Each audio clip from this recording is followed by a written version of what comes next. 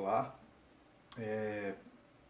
dias atrás a gente viu uma matéria em que o presidente diz que o Partido dos Trabalhadores sucateou as Forças Armadas. Mas será que isso é verdade? De início eu já gostaria de dizer para vocês que, baseado na fala dele, isso é uma inverdade. Nós vamos ver, inclusive, o porquê aqui. Durante o governo do Partido dos Trabalhadores, tivemos aqui a compra de 240 MBT Leopard 1, né, na versão A5. E deixe-me ver aqui mais, 20 baterias Astros 2020 da Avibras. Vamos lá. O investimento foi de 1 bilhão e 100 milhões de reais foi o investimento nesse processo aí. Maior do que todo o processo de Fernando Henrique Cardoso, que gastou 1 bilhão e 200 milhões com as Forças Armadas. Então, vamos continuar aqui. Fuzil da Imbel, né? Foram entregues foram entregues 21.500 até 2014, né? Então, só até 2014. Então vamos lá. Morteiros de 60 milímetros foram entregues, morteiro de 81 milímetros, morteiro de 120 milímetros, Guarani, né? Foram entregues 2044. Aquele míssil MSS 1.2, míssil antiaéreo, foram entregues mais de 70.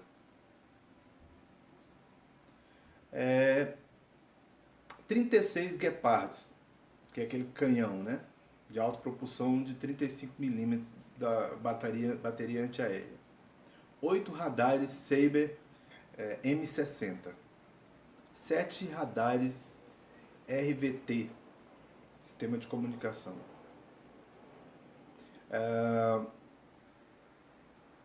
Vamos ver o que mais aqui. Isso no Exército. Agora vamos ver na Marinha e na Aeronáutica o que foram investidos, o que foram comprados, os materiais que foram comprados. Então vamos lá. Para a Força Aérea, 36 caças, o Gripen NG, foram gastos aqui 4 bilhões de dólares. Vamos lá. 28 cargueiros, o Revo KC-390, foram gastos 5 bilhões de dólares, produtos que foram entregues entre 2009 e 2016, que são números oficiais, você encontra inclusive nos portais do governo, só para que você saiba. 15 aeronaves de carga C-105 Amazonas, foram 330 milhões de dólares. 32 aeronaves C-98 Caravan, o valor foi mais de 100 milhões de dólares. 15 helicópteros AH-2 Sabre Mi-35 por mais de 300 milhões de dólares. 6 helicópteros S-70B Sea Hawk foram 100 milhões de dólares. 51 helicópteros Eco Charlie, né, o EC 725 Caracal. Para as três forças foram investidos 4 bilhões de dólares. 20 helicópteros Black Hawk, sendo 16 para as Forças Armadas, né? Desculpa, 16 para a Força Aérea e 4 para o Exército. 450 milhões de dólares. Míssel A Darter da quinta geração. Foram gastos com isso aqui 100 milhões de dólares. O Ma-1 míssil anti-radar, com certificação dos primeiros lotes entregues à fábrica e vendidos para o Paquistão. Sistema de guiamento foram 83. 8 P3 Orion, ao custo de 400 milhões. 36 radares Sabre M60, de aproximadamente 40 milhões de dólares. Então, por aí você vê que houve investimentos nessas forças. Agora vamos passar aqui um pouco para a Marinha, para ver se a gente consegue ter mais ou menos uma ideia. 4 novos Corvette Barroso modificados,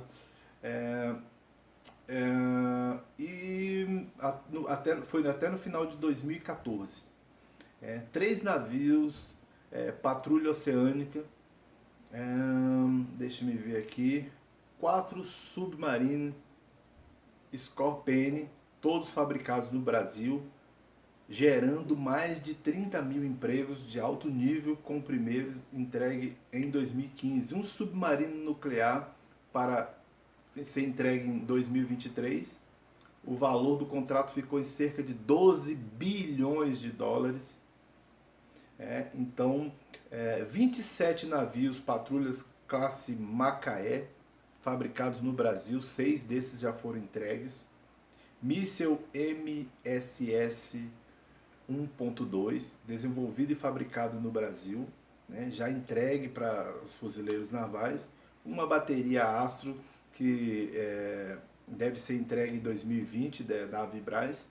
4 lanchas patrulheiras do Rio LPR-40, né, os primeiros contratos com promessas de novos aditivos, 30 VBTP Piranha 3, só faltam 3, né, para serem entregues aos fuzileiros navais. Então, e o programa Cobra, né, Soldado do Futuro, sendo finalizado, que foi finalizado em 2016. Então, esses são os investimentos. Se você somar a quantidade de bilhões de dólares que foram falados aqui e que você pode verificar nos portais do governo, inclusive no site do próprio Exército ou no Ministério da Defesa, e que você vai ter informações com relação a isso. Então, assim, seria desleal dizer que houve um sucateamento das Forças Armadas durante esse período.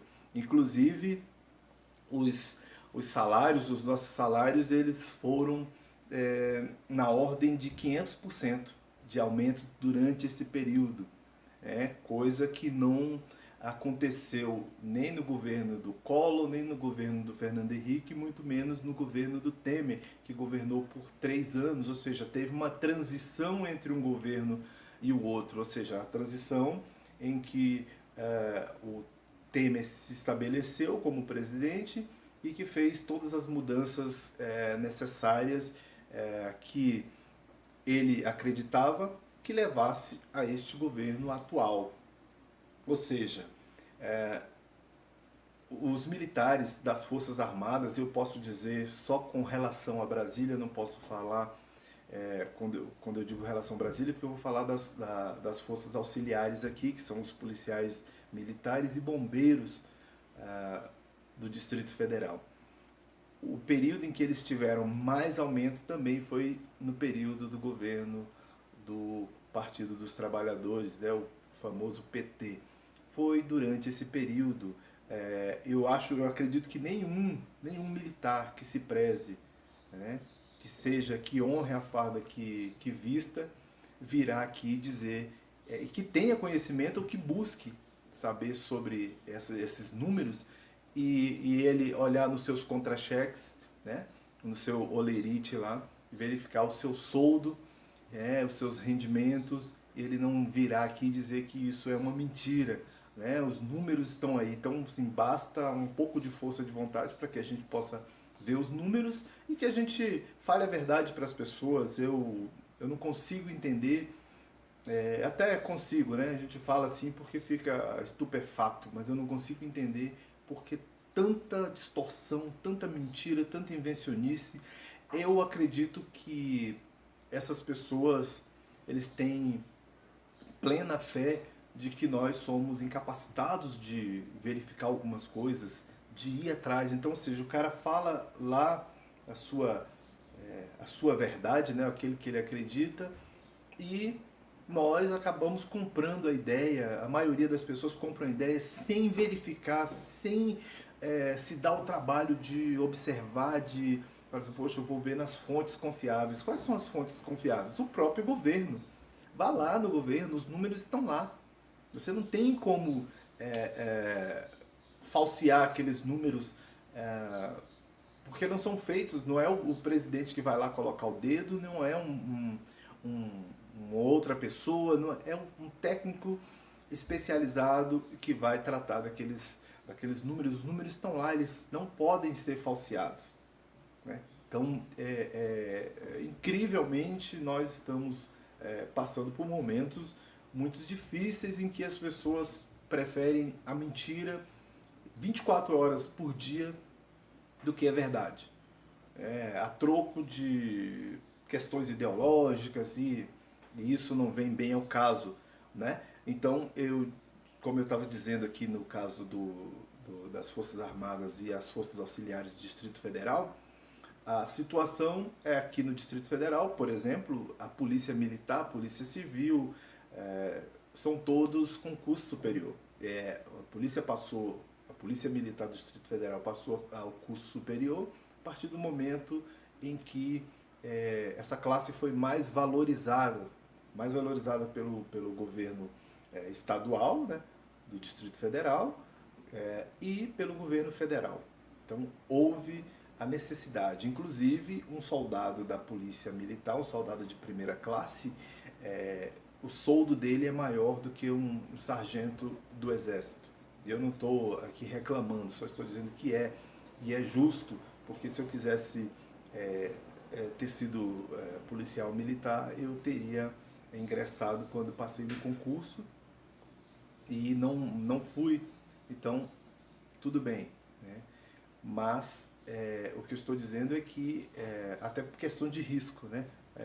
Na polícia, o risco é bem maior do que nas Forças Armadas, principalmente no país como o Brasil, que é um país que não tem inimigos, nós não somos ameaçados por nenhum dos países que nos rodeiam, nem por países que estão mais distantes de nós não somos uma nação ameaçada. Né? Então os riscos são bem menores. Né?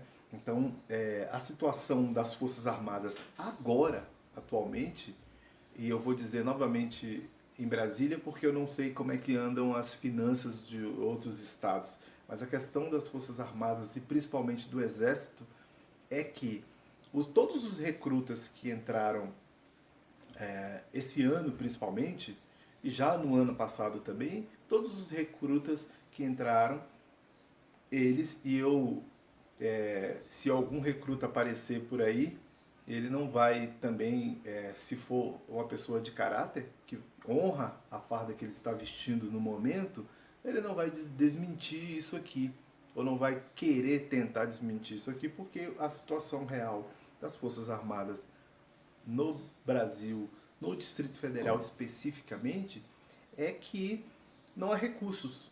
Né? Tanto é que todos os recrutas recebem nas suas baterias, nos seus batalhões, as informações dos produtos que eles têm que comprar e trazer para o quartel no dia seguinte, daqui a 2 dias, produtos, produtos para dar brilhos nas fivelas, o fardamento que tem que ser comprado fora, não é como antigamente, por exemplo, quem serviu nos anos 80, ou antes disso, eu já vou contar dos anos 80, porque foi a partir do momento que eu servi.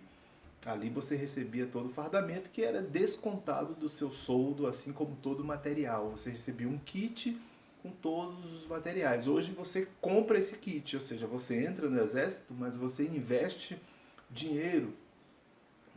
A pessoa que entra nas Forças Armadas, ele entra investindo dinheiro para servir. Então a situação é essa. Não houve investimento ainda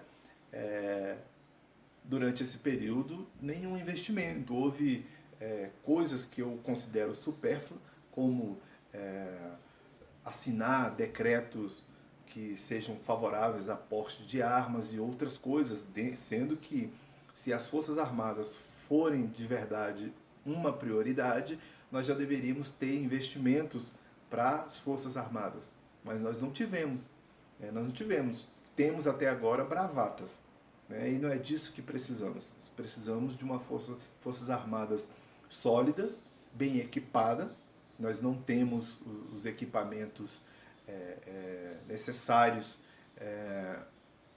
vamos dizer assim, para atender os recrutas. Não temos.